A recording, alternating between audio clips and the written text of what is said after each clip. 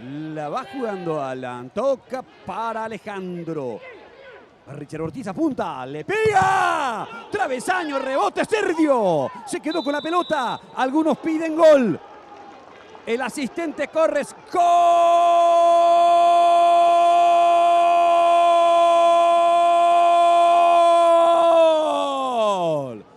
¡Gol! Pases largos. Es hasta aquí la idea de juego un poco de Guaraní. Vino el centro, Ferfer bajó, Ferfer va. ¡Gol!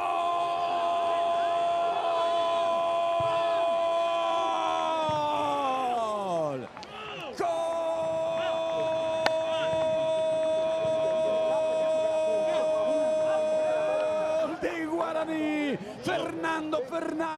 Se viene Roque, levantan Tolín. Walter en el área, gira y le pega.